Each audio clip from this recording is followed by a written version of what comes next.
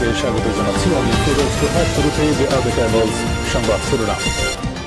শুরুতেই জানাবো এই মুহূর্তে হাতে পাওয়া সর্বশেষ গুরুত্বপূর্ণ আপডেট সংবাদ। একতরফা নির্বাচনে অস্তিত্ব সংকটে সরকার।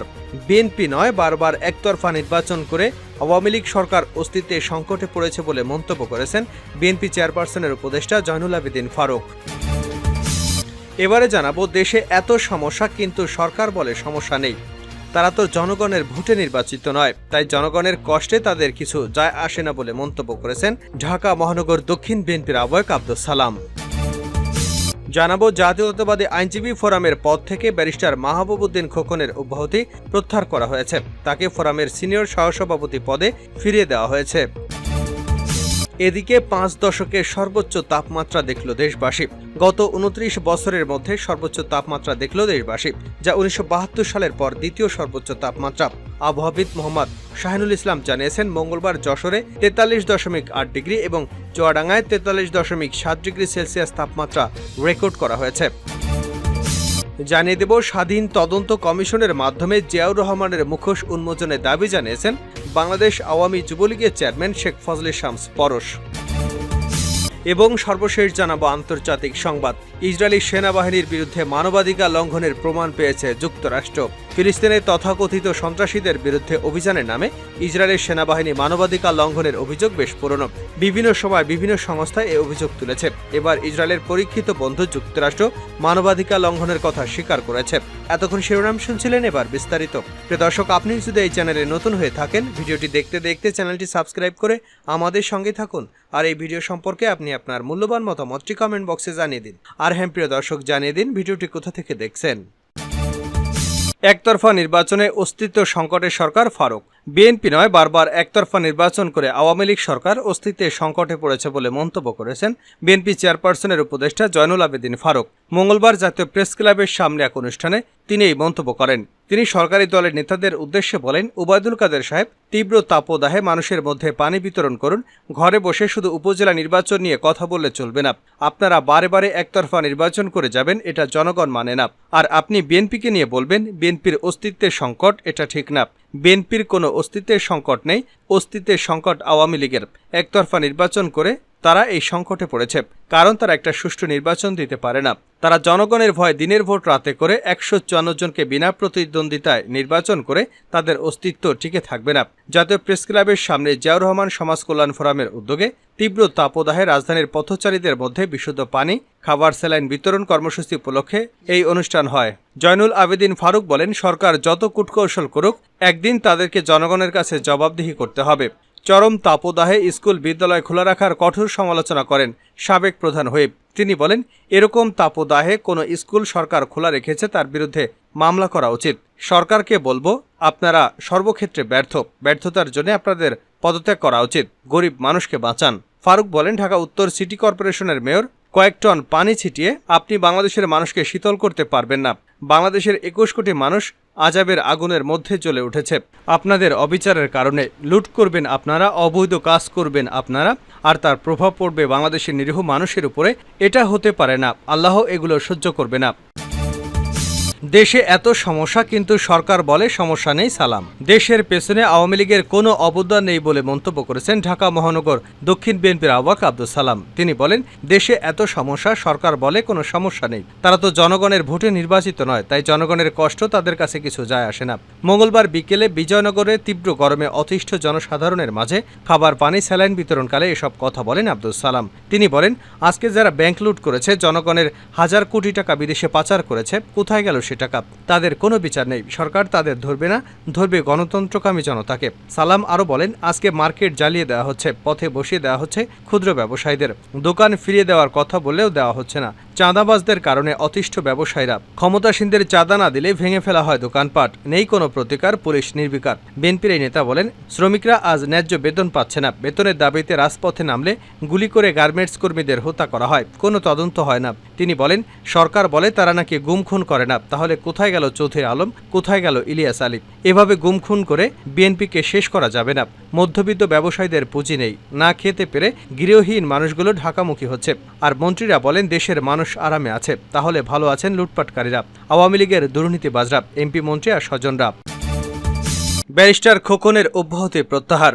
জাতীয়তাবাদী আইনজীবী ফোরামের পদ থেকে ব্যারিস্টার মাহবুবউদ্দিন খোকনের অব্যাহতি প্রত্যাহার করা হয়েছে। তাকে ফোরামের সিনিয়র সহসভাপতি পদে ফিরিয়ে দেওয়া হয়েছে। বিএনপির ভারপ্রাপ্ত চেয়ারম্যান তারেক রহমানের নির্দেশে এই সিদ্ধান্ত নেওয়া হয়েছে বলে জানা গেছে। গত 20 এপ্রিল জাতীয়তাবাদী আইনজীবী ফোরামের সিদ্ধান্তের বাইরে গিয়ে সুপ্রিম কোর্ট আইনজীবী সমিতির সভাপতি পদ দেওয়ায় ব্যারিস্টার খোকনকে অব্যাহতি দেয় ফোরাম। অব্যাহতি প্রত্যাহারের বিষয়টি যুগান্তরকে নিশ্চিত করেন জাতীয়তাবাদী আইনজীবী ফোরামের কেন্দ্রীয় দপ্তর সম্পাদক জিয়াউর রহমান। বিবৃতির মাধ্যমে বিস্তারিত জানানো হবে বলে জানিয়েছেন তিনি। সূত্র মতে গত বৃহস্পতিবার রাতে বিএনপি চেয়ারপারসনের গুলশান কার্যালয়ে মহাসচিব মির্জা ফখরুল ইসলাম আলমগীরের নেতৃত্বে দলের উচ্চ পর্যায়ের নেতাদের বৈঠক হয়। মূলত সেই বৈঠকেই দলের যুগ্ম মহাসচিব ও সুপ্রিম কোর্ট আইনজীবী সমিতির নবনির্বাচিত সভাপতি ব্যারিস্টার মাহবুবউদ্দিন খোকনকে অব্যাহতি দেওয়াকে কেন্দ্র করে উদ্বুদ্ধ পরিস্থিতিতে সৃষ্ট জটিলতা নিষ্পত্তি করে বিএনপি। বৈঠকে ব্যারিস্টার মাহবুবউদ্দিন খোকন ও ব্যারিস্টার কায়সার কামাল নিজ অবস্থান থেকে যুক্তি পাল্টা যুক্তি তুলে ধরেন। বৈঠকের শেষ পর্যায়ে মাহবুবউদ্দিন খোকন এবং কায়সার কামাল একে অপরের বিরুদ্ধে অভিযোগ প্রত্যাহার করে দুঃখ প্রকাশ করেন। তবে সুপ্রিম কোর্ট আইনজীবী সমিতির সভাপতি পদে খোকন দায়িত্ব পালন করবেন কিনা সে বিষয়ে চূড়ান্ত সিদ্ধান্ত নেবার ভার দলটির ভারপ্রাপ্ত চেয়ারম্যান তারেক রহমানের উপর ন্যস্ত করা হয়েছে। 5 বছরের সর্বোচ্চ তাপমাত্রা দেখল দেশবাসী। গত 29 বছরের মধ্যে সর্বোচ্চ তাপমাত্রা দেখল দেশবাসী, যা 1972 সালের পর দ্বিতীয় সর্বোচ্চ তাপমাত্রা। আবহাওয়াবিদ মোহাম্মদ শাহিনুল ইসলাম জানিয়েছেন, মঙ্গলবার যশোরে 43.8 ডিগ্রি এবং চুয়াডাঙ্গায় 43.7 ডিগ্রি সেলসিয়াস তাপমাত্রা রেকর্ড করা হয়েছে। এছাড়া পাবনার ঈশ্বরদীতে তাপমাত্রা উঠেছে 43.2 ডিগ্রি সেলসিয়াসে। এর আগে 1995 সালে চুয়াডাঙ্গায় 43.5 ডিগ্রি সেলসিয়াস রেকর্ড করা হয়েছিল। আর দেশের ইতিহাসে সর্বোচ্চ তাপমাত্রা রেকর্ড করা হয়েছে 1972 সালে 18 মে 45.1 ডিগ্রি সেলসিয়াস রাজশাহীতে। মঙ্গলবার ঢাকার সর্বোচ্চ তাপমাত্রা রেকর্ড করা হয়েছে 38.6 ডিগ্রি সেলসিয়াস।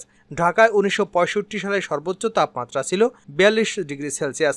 এর আগে 1960 সালে ঢাকার সর্বোচ্চ তাপমাত্রা উঠেছিল 42.3 ডিগ্রি সেলসিয়াসে। চলতি বছর টানা 31 দিন ধরে তাপপ্রবাহ বয়ে যাচ্ছে, যা 76 বছরের মধ্যে রেকর্ড। তবে আগামী সপ্তাহে বৃষ্টিপাতের আভাস দিয়েছে আবহাওয়া অফিস।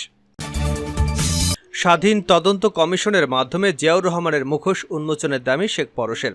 স্বাধীন তদন্ত কমিশনের মাধ্যমে জিয়াউর রহমানের মুখোশ উন্মোচনের দাবি জানিয়েছেন বাংলাদেশ আওয়ামী যুবলীগের চেয়ারম্যান শেখ ফজলে শামস পরশ।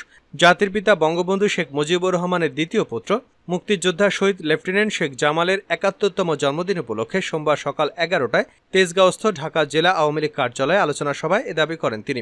আলোচনা সভায় সভাপতিত্ব করেন বাংলাদেশ আওয়ামী যুবলীগের চেয়ারম্যান শেখ ফজলে শামস পরশ।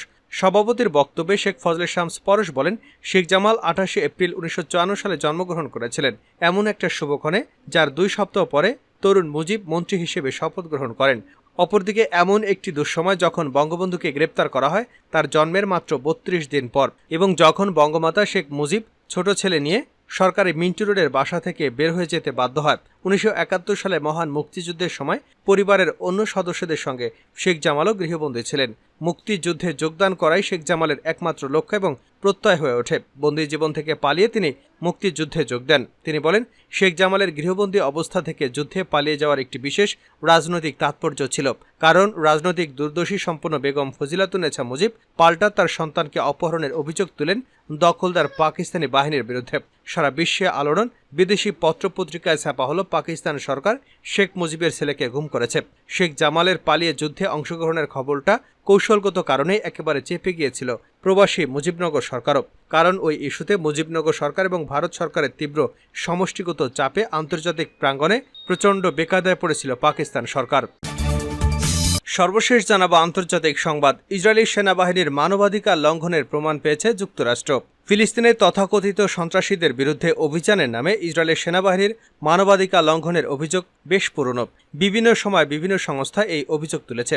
এবার ইসরায়েলের পরীক্ষিত বন্ধু যুক্তরাষ্ট্র মানবাধিকার লঙ্ঘনের কথা স্বীকার করেছে। যুক্তরাষ্ট্রের পররাষ্ট্র মন্ত্রণালয় জানায়, ইসরায়েলের সেনাবাহিনী কর্তৃক মানবাধিকার লঙ্ঘনের প্রমাণ পেয়েছে তারা। সেনাবাহিনীর 5টি ইউনিট ব্যাপকভাবে নিষ্ঠুর কাজের সঙ্গে জড়িত। খবর বিবিসির। এ ব্যাপারে কিছুটা ধারণা দিয়েছে যুক্তরাষ্ট্র। তাদের দাবি, এসব চলমান গাজা যুদ্ধের আগে ঘটেছে। হয়েছে। ধারণা করা হচ্ছে এসব সাম্প্রতিক বছরগুলোয় অধিকৃত পশ্চিম তীর জেরুজালেমে ঘটেছে। তবে অভিযুক্তদের বিরুদ্ধে ব্যবস্থা নেওয়ায় ইসরায়েলের সামরিক বাহিনীকে সমর্থন এবং সহায়তা অব্যাহত রাখবে যুক্তরাষ্ট্র। মার্কিন পররাষ্ট্র দপ্তরের মুখপাত্র বেদান্ত প্যাটেল বলেন, মানবাধিকার লঙ্ঘনকারী 4টি সেনা ইউনিটের বিরুদ্ধে ব্যবস্থা নিয়েছে ইসরায়েল। তাদের সংশোধন করা হয়েছে। বাকি একটি ইউনিটের বিষয়ে যুক্তরাষ্ট্রের চাহিদা মতো অতিরিক্ত তথ্য দিয়েছে ইসরায়েল। তাই ব্যাপারটি সহায়তা বন্ধ করার মতো বড় বিষয় মনে করা হচ্ছে না। মধ্যপ্রাচ্যের সামরিক শক্তিতে ইসরায়েল আজকের অবস্থানের পেছনে আছে যুক্তরাষ্ট্র।